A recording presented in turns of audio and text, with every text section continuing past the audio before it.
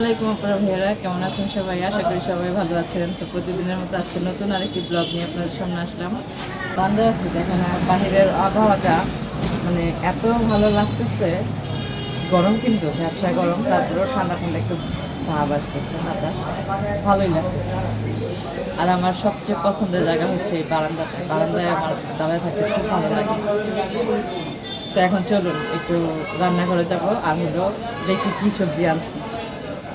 আজকে আমি দেখেন শাক সবজি নিয়ে আসছি। শাক আমি কাজ করব না, এই যে এখানে কচু শাক নিয়ে আসছি। আজকে সব 20 টাকার বাজার করছি আমি।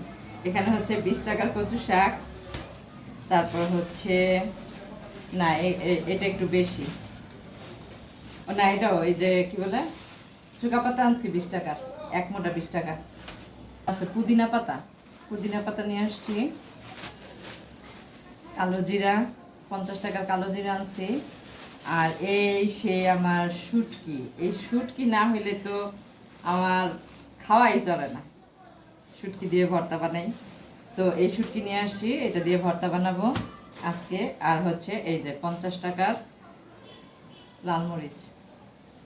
এগুলো হচ্ছে আমার, আমি কচু শাক দিয়ে শুটকি ভর্তা বানাবো। এর জন্য আমি কচু শাকগুলো সুন্দরভাবে এভাবে পাতাগুলো নিয়ে নেবো, শুধু শুধু পাতা। শুটকি ভর্তা কখনো করছে না, অনেক মজা কিন্তু অনেক। পাতাটা টক পাতার ভর্তা বানানোর জন্য টক পাতাটাও এভাবে এভাবে নিয়ে নিই। চুকা পাতাগুলো আমি ভালো করে ধুয়ে নিচ্ছি, ভালো করে ধুয়ে নিলাম। এটাকে এখন ভাপ দিব হালকা একটু লবণ দিয়ে। আমি এই কচু পাতাটাকে দেখেন ভালো করে ধুয়ে নিচ্ছি। কচু পাতা দেখেন কিরকম, পানি দিলেও পানি গায়ে লাগে না কচু পাতার মধ্যে, দেখছেন? এখানে 100 টাকা। সুন্দর গ্রাম চাপা শুটকি। টাকার চাপা শুটকি আনলে আমাদের 2 দিন যায়, 2 দিন যায়। তো দেখেন এখন এটা এখানে নিয়ে নিচ্ছি 1, 2, 3, 4, 5, 6টা শুটকি নিয়ে নিচ্ছি। এটাকে এখন আমি ভালো করে ধুয়ে নিই, মানে কচুর পাতা দিয়ে দিয়ে টানবো। এই যে এভাবে দিয়ে তারপরে এটাকে টানবো। এই যে কচু শাকটা আমি এভাবে কচুর পাতার মধ্যে শুটকিটা এভাবে সবগুলো শুটকি এই মুড়ায় নিচ্ছি। এখন এটাকে চুলায় দিয়ে কি করবো, যে তাওয়ার মধ্যে দিয়ে এটাকে কি বলে এটাকে ভাজবো। তাওয়ার মধ্যে বড় সাইজের রসুন, ভর্তার মধ্যে রসুন আর হচ্ছে পেঁয়াজ, এগুলি হচ্ছে মেন। এগুলি ছাড়া কিন্তু ভর্তার কোনো মজা নাই, কোনো মজা নাই। এখানে কালি জিরা নিয়ে নিচ্ছি, কালো জিরা ভর্তা, চুকা পাতা দিয়ে কালো জিরার ভর্তা বানাবো। তো দেখেন চুকা পাতাটা আমি ভাব দিছিলাম, দেখেন কতগুলি পাতা নিছি না, কতটুকু হয়ে গেছে আল্লাহ একদম। এখন আমি কালি জিরা গুলো টেলে নিব, যেহেতু কালি জিরা ভর্তা বানাবো হালকা টালা দিতে হবে। বেশি টালতে গেলে আবার কালো জিরা তিতা তিতা লাগবে। এই এখন আমি নামায় ফেলবো। তারপরে বেড়ে এখন আমি পেঁয়াজ আর রসুনটা টালবো কালো জিরা ভর্তার জন্য। এখন আমি এটা নামায় ফেলবো। তো কালো জিরা ভর্তার মধ্যে আর চুকা পাতার ভর্তার মধ্যে আমি কয়েকটা লাল মরিচ ভেজে দিব, এজন্য এখানে কয়েকটা লাল মরিচ আমি। এখন দেখেন আমার আসল কাজটা শুরু। এটা হচ্ছে আমার সেই কচু পাতা, ভিতরে কিন্তু শুটকি আছে। এটাকে এখন এভাবে দিয়ে হালকা ডিমি আছে দিচ্ছি, শুটকি ভিতরে আছে। এখন কচু পাতা কত মানে কি বলবো একদম কম হয়ে গেছে না আমার। আমি পাতার ভিতরে শুটকি দিয়া কখনোই ভর্তা বানাই নাই, আজকে আমার জীবনের প্রথম ফার্স্ট ভর্তা বানাইতেছি। এখানে কালি জিরাগুলো আমি মানে অনেক মিহি করে বাটতেছি, তো যে কারণে কয়েকটা বাটা দিছি। কয়েকটা বাটা দেওয়ার পরে এই যে এরকম হয়েছে। কয়েকটা বাটা দেওয়ার পরে এরকম হয়েছে। এখন আমি কালি জিরাটা এখানে উঠায় একটা বাটির মধ্যে এখন আমি দিয়ে দিলাম এখানে বেশ কিছু আমার লাল মরিচ। লাল মরিচগুলো আগে বেটে নিব।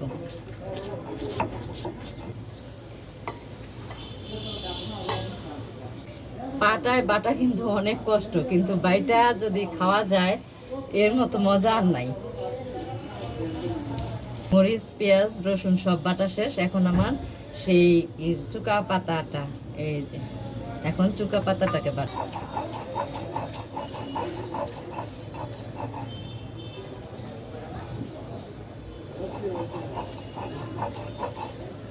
ফের দেখেন আমার চুকা পাতার ভর্তা হয়ে গেছে। একটু লবণ মিক্সড করলাম। এটা আমি এখন দুইটা ভাগ করব। বলতে কিছু রাখবো এমনি চুকা পাতার ভর্তা, আর কিছু কালিজিরার মধ্যে দিয়ে দিব। ভালো হবে না বলেন তো? কারণ অনেকখানি হয়ে গেছে ভর্তা আলহামদুলিল্লাহ। চুকা পাতা ভর্তা খাওয়ার জন্য কালিজিরাটা দিয়ে দিব এর মধ্যে। এটা আরেকটা বাটা দিই কালিজিরা সহ।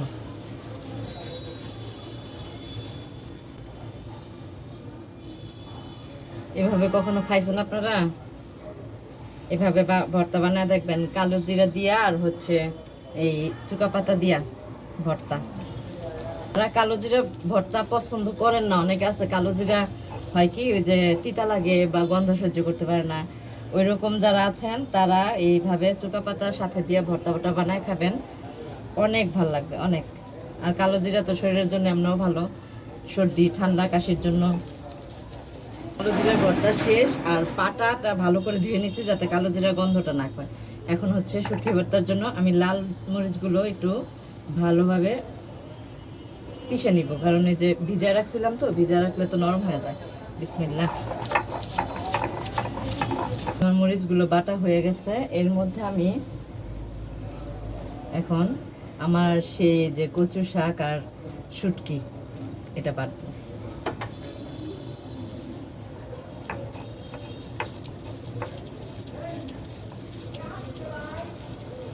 ওহ, কি যে একটা সুন্দর গন্ধ বেরিয়েছে।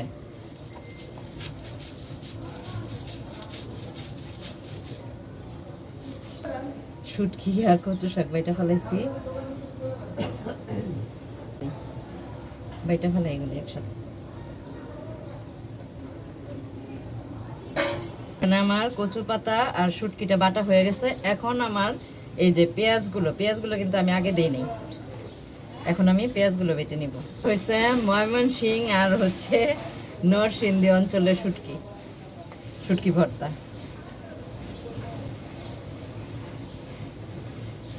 এখন এটাকে বেটে নিব।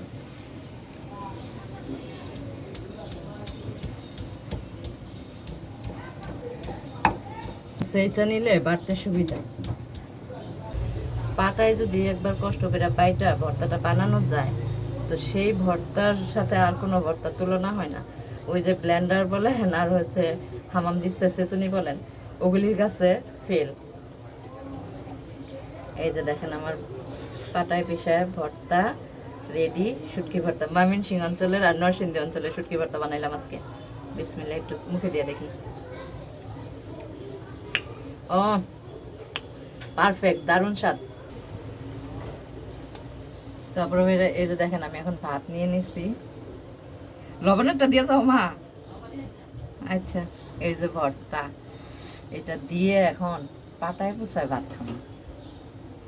এটা যে কত স্বাদ, জীবনে অনেক কিছু মিস করবে। ছোটবেলায় আগে যখন আম্মু ভর্তা বানাইতো না, তখন এরম পাটায় পিচ্ছা ভাত নৌকা দিত। যাও,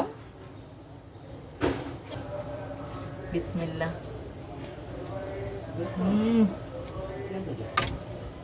এখন আমি পাটায় পিছা ভাত খাইতেছি।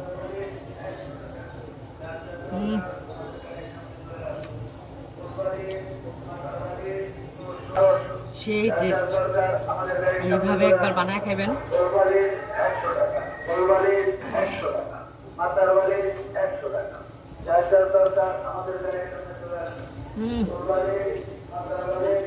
অবশ্যই কমেন্টের মাধ্যমে জানাবেন, আর লাইক দিয়ে সবাই ভিডিওটি দেখা শুরু করবেন। আর এরকম ভর্তা বানায় প্রতিদিন ভাত খাবেন, অনেক টেস্ট, অনেক। আর পাটায় পোষা ভাত।